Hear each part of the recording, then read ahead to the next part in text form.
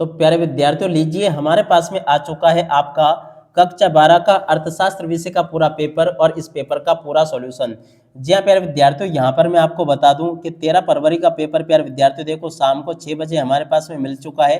आप सब लोग प्यारे विद्यार्थियों इस पेपर को अच्छी प्रकार से देख लें और पूरा का पूरा क्वेश्चन पेपर प्यारे विद्यार्थियों अच्छे से समझ लें, क्योंकि देखो पूरा का पूरा क्वेश्चन पेपर प्यारे विद्यार्थियों आपका 13 फरवरी को ऐसा का ऐसे देखने को मिलेगा। एक भी क्वेश्चन का आंसर प्यारे विद्यार्थियों इसमें से आपका बाहर नहीं जाएगा। अगर प्यारे विद्यार्थियों आप भी 13 फरवरी के पेपर में टॉप करना चाहते हो, टॉपर बनना चाहते हो ना, तो आप लोग प्यारे विद्यार्थियों इस वीडियो को पूरा ध्यान से देख कर जाना, ताकि प्यारे विद्यार्थियों आपको अच्छे प्रकार से समझ में आ सके कि 13 फरवरी को होने वाला आपका कक्षा 12 का अर्थशास्त्र विषय का पेपर आपको परीक्षाओं में देखने को कैसा मिलेगा। देखो इस प्रकार का पूरा पेपर होगा। हायर सेकेंडरी मुख्य परीक्षा वर्ष 2026 का पेपर है। आज मैं यहाँ पर आपको सेट सी बताऊंगा। सेट ए और बी प्यारे विद्यार्थियों मेरे द्वारा पहले ही बताया गया है। और इसके अलावा देखो प्यारे विद्यार्थियों सुबह सुबह के 5 बजे प्यारे विद्यार्थियों आप सबके लिए सेट डी भी आ जाएगा। इस प्रकार से प्यारे विद्यार्थियों आप लोग चारों सेट पेपर को अच्छे से कंप्लीट कर लो, क्योंकि देखो पूरा का पूरा पेपर प्यारे विद्यार्थियों आपका परीक्षा में इन्हीं में से बनकर आया है। एक भी क्वेश्चन का आंसर प्यारे विद्यार्थियों इसमें से आपका बाहर नहीं जाएगा, अगर आपने चारों सेट पेपर को अच्छे से याद कर लिया तो। अब चलो अपन जल्दी से आगे बढ़ते हैं। सबसे पहले अपन सेट सी को समझते हैं कि सेट सी में प्यारे विद्यार्थियों आपसे किस प्रकार से क्वेश्चन पूछे जा रहे हैं। तो देखिएगा प्यारे विद्यार्थियों, इस प्रकार का पूरा आपका सेट सी है, आप लोग इसको देख लीजिएगा। हायर सेकेंडरी मुख्य परीक्षा वर्ष 2026 का पेपर है। अर्थशास्त्र का हिंदी और अंग्रेजी माध्यम का ये पेपर है पूरा का पूरा। और देखो आज हम यहाँ पर सेट सी को देखेंगे, जो कि इस प्रकार का होगा। आप लोग प्यारे विद्यार्थियों इस पेपर को अच्छी प्रकार से देख कर जाइएगा, ताकि आपको प्यारे विद्यार्थियों पूरा का पूरा पेपर अच्छे से समझ में आ सके। देखो इस प्रकार का पूरा पेपर होगा जैसा कि मेरे द्वारा आपको बताया जा रहा है। तो आप लोग प्यारे विद्यार्थियों इस पेपर को अच्छे से देख लें। अब पूरा का पूरा क्वेश्चन पेपर प्यारे विद्यार्थियों अच्छे से समझ के जाना, ताकि प्यारे विद्यार्थियों आप सब लोग अपनी परीक्षा में टॉपर बन सके। ठीक है, तो ऐसा का ऐसा ही क्वेश्चन पेपर आपको परीक्षाओं में देखने को मिलेगा। अब चलो मैं आपका ज़्यादा वक्त नहीं लेता हूँ और पूरा का पूरा पेपर बताता हूँ, ताकि प्यारे विद्यार्थियों आप सब लोग अपनी परीक्षा में टॉपर बन सके। ठीक है, तो देखिएगा ये रहा प्यारे विद्यार्थियों आपका पूरा पेपर। आप लोग अच्छे से इसको देख लें और पूरा समझ लें। पहला क्वेश्चन पूछा है, सही विकल्प को चुनिए। देखिएगा प्यारे विद्यार्थियों सही विकल्प को किस प्रकार से चुनना होता है। चलो मैं आपको पहला क्वेश्चन पढ़ते हैं। निम्न में से कौन चालू खाते में घाटा है। देखिएगा प्यारे विद्यार्थियों इसका राइट आंसर आपका आ जाएगा प्राप्ति भुगतान। इस क्वेश्चन का उत्तर होगा बी नंबर का ये वाला। ठीक है, और अब अगला क्वेश्चन अपन पढ़ते हैं। आरबीआई ने अदायगी संतुलन लेखा लेन देनों कितने खातों में बांटा है। देखिएगा प्यारे विद्यार्थियों ये जो क्वेश्चन पूछा गया है दूसरे नंबर का, इसका राइट आंसर प्यारे विद्यार्थियों आपका आ जाएगा 2 भागों में इसको बांटा गया है खातों में। ठीक है, और अब अगला क्वेश्चन पढ़ते हैं। क्या दे रखा है, योजनागत उपभोग का मूल्य। देखिएगा प्यारे विद्यार्थियों योजनागत उपभोग का मूल्य प्यारे विद्यार्थियों आपका सी नंबर का आ जाएगा प्रत्याशित उपभोग। इस क्वेश्चन का उत्तर होगा जो कि ये लिखा है। ठीक है, इस प्रकार से आप लोग इसको देख लीजिएगा। और अब अगला क्वेश्चन अपन पढ़ लेते हैं। सीमांत बचत प्रवृत्ति एमपीएस का सूत्र लिखिए। देखिएगा प्यारे विद्यार्थियों चौथे नंबर का जो क्वेश्चन आपको दे रखा है ना, इसका राइट आंसर प्यारे विद्यार्थियों आपका क्या आ जाएगा।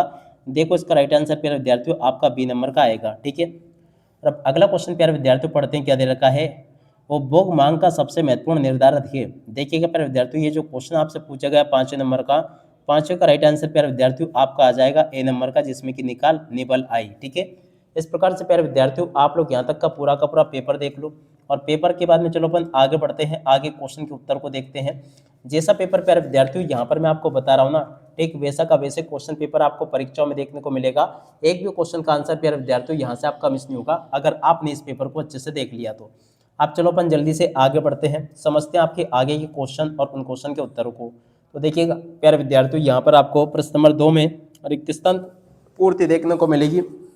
तो चलो मैं आपको जल्दी से रिक्त स्थान पूर्ति और बता देता हूँ। पहला क्वेश्चन पूछा है, अनादिमांग वक्र का ढाल होता है। देखिएगा प्यारे विद्यार्थियों अनादिमांग वक्र का ढाल कैसा होता है। तो देखो यहाँ से आपको लिखना है ऋणात्मक होता है। ठीक है, यहाँ पर प्यारे विद्यार्थियों आपको ऋणात्मक लिख देना है। और अब अगला क्वेश्चन, कुल उपयोगिता में परिवर्तन को कहते हैं। देखिएगा प्यारे विद्यार्थियों कुल उपयोगिता में परिवर्तन को क्या कहते हैं।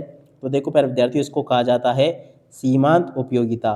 तो यहाँ से प्यारे विद्यार्थियों आपको इस प्रकार से लिख देना सीमांत, और उसके बाद में यहाँ पर आपको लिखना होगा कुल उपयोगिता के परिवर्तन को प्यारे विद्यार्थियों सीमांत उपयोगिता कहा जाता है। इस प्रकार से आप लोग इसको देख लें और पूरा का पूरा इसको लिख लें। ठीक है, और अब अगला क्वेश्चन प्यारे विद्यार्थियों पढ़ते हैं। क्या दे रखा है, उत्पादन फलन आगतों एवं में संबंध बताता है। तो देखो प्यारे विद्यार्थियों उत्पादन फलन किस किस में संबंध बताता है? तो देखो प्यारे विद्यार्थियों, आगतों एवं निर्गतों में संबंध बताता है, ठीक है ना। तो यहाँ पर प्यारे विद्यार्थियों आपको निर्गतों लिखकर आना होगा इस प्रकार से, जो कि मैंने आपको बता दिया। कुल लागत बराबर, देखिएगा प्यारे विद्यार्थियों, यहाँ पर आपको लिखना होगा, ये जो क्वेश्चन प्यारे विद्यार्थियों आपसे पूछा गया चौथे नंबर का, देखो कुल लागत बराबर क्या होती है? औसत लागत। तो देखो प्यारे विद्यार्थियों, यहाँ पर आपको क्या लिखना होगा? इस जगह पर गुणा की जगह पर प्यारे विद्यार्थियों आपको लिखना होगा औसत लागत, ठीक है। औसत लागत गुणा मात्रा। और अब अगला क्वेश्चन, पूर्ण प्रतियोगिता में फर्म का मांग वक्र होता है। देखिएगा प्यारे विद्यार्थियों, यहाँ पर आपको क्या लिख कर आना होगा? पूर्ण प्रतियोगिता में फर्म का मांग वक्र पूर्णतया लोचदार होता है, ठीक है। क्या लिखोगे प्यारे विद्यार्थियों? क्या लिखोगे यहाँ पर? पूर्णतया, और उसके बाद में आगे लिखोगे इस प्रकार से लोचदार, ठीक है। इस प्रकार से प्यारे विद्यार्थियों आपको मैंने इन क्वेश्चन के उत्तर को बता दिए। और अब अगला क्वेश्चन, छठे नंबर का जो क्वेश्चन प्यारे विद्यार्थियों आपको दे रखा है ना, यहाँ पर समीकरण में पूर्ति की लोच है। देखिएगा प्यारे विद्यार्थियों, इस समीकरण में अगर देखा जाए ना प्यारे विद्यार्थियों, देखो पूर्ति की लोच क्या होगी? 2.67 इस क्वेश्चन का उत्तर आ जाएगा। 2.67 इस क्वेश्चन का उत्तर होगा, याद रखना आप लोग, ठीक है। इस प्रकार से प्यारे विद्यार्थियों आपको मेरे द्वारा यहाँ तक के सभी क्वेश्चन के उत्तर बता दिए गए हैं। अब चलो अपन जल्दी से आगे बढ़ते हैं, आगे के क्वेश्चन और उन क्वेश्चन के उत्तरों को पढ़ लेते हैं, ताकि प्यारे विद्यार्थियों आपको सभी के सभी क्वेश्चन और उन क्वेश्चन के उत्तर अच्छे से समझ में आ सके, ठीक है। तो देखिएगा प्यारे विद्यार्थियों, यहाँ पर आपको सत्य सत्य दे रखे हैं। सत्य सत्य में पहला क्वेश्चन, उत्पादन की प्रति इकाई की कुल स्थिर लागत को औसत लागत कहते हैं। देखिएगा प्यारे विद्यार्थियों, ये क्वेश्चन पूरी तरह से आपका असत्य होगा। जब सीमांत लागत शून्य होती है तब कुल लागत न्यूनतम होती है। देखिएगा प्यारे विद्यार्थियों, ये जो क्वेश्चन पूछा गया ना, ये भी आपका क्या हो जाएगा? यहाँ पर आपको लिख देना असत्य होगा, ठीक है। पूर्ण वक्र का ढाल पूर्ति वक्र का ढाल ऋणात्मक होता है। तो देखिएगा प्यारे विद्यार्थियों, ये भी आपका असत्य हो जाएगा। मांग वक्र के बाईं ओर शिफ्ट होने पर वस्तुओं की कीमत कम होती है। देखिएगा प्यारे विद्यार्थियों, चौथे नंबर का जो क्वेश्चन दे रखा ना, ये भी आपका क्या हो जाएगा? सत्य हो जाएगा। और अब अगला क्वेश्चन पढ़ते हैं, जो कि लिखा है, सरकार द्वारा किसी वस्तु या सेवा की उच्चतम निर्धारित कीमत को कहा जाता है। देखिएगा प्यारे विद्यार्थियों, इसको क्या कहते हैं आप सब लोगों को पता होगा। उच्चतम निर्धारित कीमत प्यारे विद्यार्थियों क्या कहलाती है? उच्चतम निर्धारित कीमत को कीमत तल कहा जाता है। तो ये देखो आपका असत्य होगा। और अब अगला क्वेश्चन अपन पढ़ते हैं, श्रम का सीमांत संप्राप्ति उत्पाद सीमांत लागत गुणा श्रम का सीमांत उत्पाद। तो देखो पर जो ये क्वेश्चन भी आपका सत्य हो जाएगा, ठीक है। इस प्रकार से प्यारे विद्यार्थियों मेरे द्वारा यहाँ तक के सभी क्वेश्चन और उन क्वेश्चन के उत्तर बता दिए गए हैं। अब इसके बाद में देखो, यहाँ से आप लोग जोड़ी को देख लो। जोड़ी मिलान आपके पेपर में इस प्रकार से पूछा गया है, ताकि प्यारे विद्यार्थियों आप सबका एक भी क्वेश्चन का आंसर समझ में आपको पूरा का पूरा आ जाए। तो देखो प्यारे विद्यार्थियों, ये जो क्वेश्चन आपसे पूछा ना, सकल घरेलू उत्पाद। देखो प्यारे विद्यार्थियों, सकल घरेलू उत्पाद की जोड़ी मिल जाएगी एनडीपी प्लस मूल्यह्रास से, ठीक है। इस प्रकार से प्यारे विद्यार्थियों आप लोग मिलान कर लें। सकल राष्ट्रीय उत्पाद की जोड़ी प्यारे विद्यार्थियों आपकी किससे मिल जाएगी? देखो प्यारे विद्यार्थियों, इसकी जोड़ी आपकी मिल जाएगी डी नंबर से, जो कि मैंने आपको बता दी। शुद्ध घरेलू उत्पाद की जोड़ी प्यारे विद्यार्थियों आपकी किससे मिलेगी? ए नंबर से, तो इससे इसका मिलान कर लो। निवल निवेश की जोड़ी प्यारे विद्यार्थियों किससे मिल जाएगी? सी नंबर से। निवल निवेश की जोड़ी प्यारे विद्यार्थियों किससे मिलान करनी होगी? सी नंबर से। अवमूल्यन की जोड़ी प्यारे विद्यार्थियों देखो किससे मिल जाएगी? एफ नंबर से, जो कि ये लिखा है। राजकोषीय घाटा की जोड़ी प्यारे विद्यार्थियों देखो आपको मिलान कर लेनी है जी नंबर से। और उसके बाद में देखो प्राथमिक घाटा की जोड़ी का मिलान प्यारे विद्यार्थियों देखो आपका हो जाएगा ई नंबर से, ठीक है। इस प्रकार से प्यारे विद्यार्थियों आप लोग जोड़ी के मिलान को पूरा कंप्लीट कर लें और पूरा का पूरा इसको समझ लें, जैसे कि आपको मैंने बताया। अब इसके बाद में देखो, यहाँ पर आपके पेपर में परीक्षाओं में क्वेश्चन इस प्रकार से पूछे जाएंगे। और इसके बाद में देखो, यहाँ पर आपके पेपर में क्वेश्चन इस प्रकार से आपको देखने को मिलेंगे। तो चलो आपको मैं सभी के सभी क्वेश्चन और उन क्वेश्चन के उत्तर और बता देता हूँ, ठीक है। यहाँ पर क्वेश्चन पूछा है, एक वाक्य एक शब्द में उत्तर दीजिए। पहला क्वेश्चन, सर्वप्रथम माइक्रो शब्द का प्रयोग करने वाले अर्थशास्त्री कौन थे? तो देखिएगा प्यारे विद्यार्थियों, सर्वप्रथम माइक्रो शब्द का प्रयोग करने वाले अर्थशास्त्री का नाम क्या है? रागनर फ्रिश। क्या लिखोगे प्यारे विद्यार्थियों? यहाँ से याद रखना, रागनर, और उसके बाद में फ्रिश इस क्वेश्चन का उत्तर आएगा, जो कि मैंने आपको बता दिया। और अब अगला क्वेश्चन, अवसर लागत का अन्य नाम क्या है? तो देखिएगा प्यारे विद्यार्थियों, अवसर लागत का अन्य नाम है वैकल्पिक लागत। क्या लिखोगे? यहाँ पर प्यारे विद्यार्थियों आपको लिख देना है वैकल्पिक, और उसके बाद में लागत इस क्वेश्चन का उत्तर आ जाएगा। और अब अगला क्वेश्चन, चाय एवं कॉफ़ी किस प्रकार की वस्तुएं हैं? तो देखिएगा प्यारे विद्यार्थियों, चाय एवं कॉफ़ी प्यारे विद्यार्थियों देखो कैसी वस्तुएं हैं? स्थानापन्न वस्तुएं हैं। तो देखो यहाँ पे क्या लिखोगे? स्थानापन्न वस्तुएं हैं चाय एवं कॉफ़ी, ठीक है। तो इसका उत्तर ये आ जाएगा। और अब अगला क्वेश्चन, कुल उपयोगिता जब स्थिर होती है तब सीमांत उपयोगिता होती है। तो देखो प्यारे विद्यार्थियों, कुल उपयोगिता जब स्थिर होती है ना तब सीमांत उपयोगिता शून्य होती है। और अब अगला क्वेश्चन, विनिमय दर का निर्धारण मुद्रा का कौन सा कार्य है। तो देखो प्यारे विद्यार्थियों, विनिमय दर का निर्धारण विनिमय दर का निर्धारण प्यारे विद्यार्थियों देखो मुद्रा का कैसा कार्य है। तो देखो यहाँ से आपको लिख कर आना होगा। आकस्मिक क्या प्यारे विद्यार्थियों, आप लोग गौण भी लिख सकते हो। यहाँ पर आपको आकस्मिक लिख देना है और कोष्टक में प्यारे विद्यार्थियों गौण आपको लिख देना है, गौण कार्य है। ठीक है, इस प्रकार से प्यारे विद्यार्थियों इसका उत्तर यह आ जाएगा। और अब अगला क्वेश्चन प्यारे विद्यार्थियों पढ़ते हैं, बैंक दर में परिवर्तन कौन कर सकता है। तो देखिएगा प्यारे विद्यार्थियों, बैंक दर में परिवर्तन आरबीआई कर सकता है, आरबीआई यानी कि रिजर्व बैंक ऑफ इंडिया। ठीक है, इस प्रकार से प्यारे विद्यार्थियों आप लोग इसको देख लें और पूरा का पूरा समझ लें। अब अगला क्वेश्चन प्यारे विद्यार्थियों पढ़ते हैं, राजस्व घाटे का सूत्र लिखिए। प्यारे विद्यार्थियों देखो यहाँ पर आप लोग आक्स में ही रहने देना, गौण मत लिखना। ठीक है ना, इससे काम चल जाएगा आपका। राजस्व घाटे का सूत्र लिखिए। देखिएगा प्यारे विद्यार्थियों, राजस्व घाटे का सूत्र क्या होगा। तो यहाँ से आपको लिखना है राजस्व घाटा और उसके बाद में लिखोगे बराबर, बराबर के बाद में लिखोगे यहाँ पर कुल और उसके बाद में राजस्व और उसके बाद में प्राप्त व्यय, कुल राजस्व व्यय और माइनस कुल राजस्व प्राप्तियाँ। ठीक है, उसके बाद में लिखोगे कुल, उसके बाद में राजस्व और उसके बाद में प्राप्तियाँ। ठीक है, इस प्रकार से प्यारे विद्यार्थियों आप लोग इनको देख लें और लिख लें पूरा का पूरा जैसा कि मैंने आपको बताया। उसके बाद में देखो आगे आपके पेपर में क्वेश्चन इस प्रकार से पूछे जाएंगे जैसे कि आपको मैं बता रहा हूँ। एक भी क्वेश्चन का आंसर प्यारे विद्यार्थियों यहाँ से आपका मिस नहीं होने दूंगा अगर आपने इसको पूरा देख लिया तो। अब चलो इसके बाद में अपन आगे बढ़ते हैं, आगे क्वेश्चन के उत्तरों को पढ़ लेते हैं।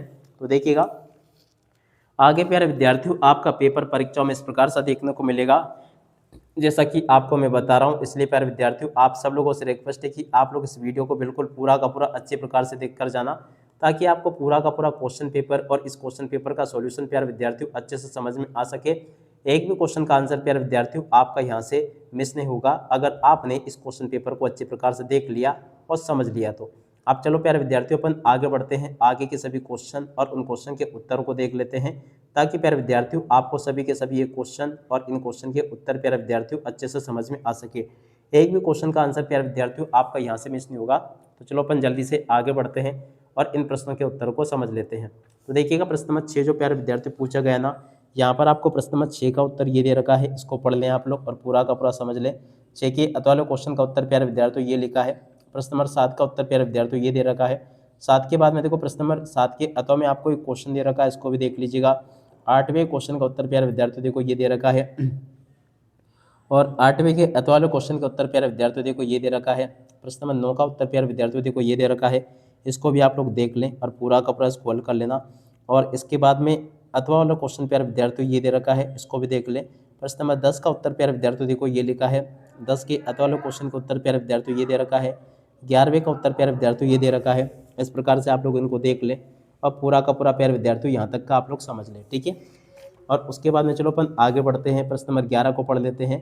तो देखिएगा प्यारे विद्यार्थियों प्रश्न नंबर 11 आपके पेपर में परीक्षाओं में इस प्रकार का आपको देखने को मिलेगा, आप लोग इसको भी पढ़ लें। इसके बाद में देखो प्रश्न नंबर 12 ये दे रखा है, इसको पढ़ लीजिएगा। 13 आपको ये दे रखा है। 14 आपको इस प्रकार से प्यारे विद्यार्थियों दे रखा, तो आप लोग पूरा पेपर देख ले अच्छे से। तो देखो मैं आपको प्रश्न नंबर 11 का उत्तर यहाँ से बता देता हूँ। 12वें क्वेश्चन का उत्तर प्यारे विद्यार्थियों आपको ये दे रखा है और उसके बाद में देखो यहाँ पर आप लोग देखते चलें, 12वें क्वेश्चन का उत्तर ये लिखा है।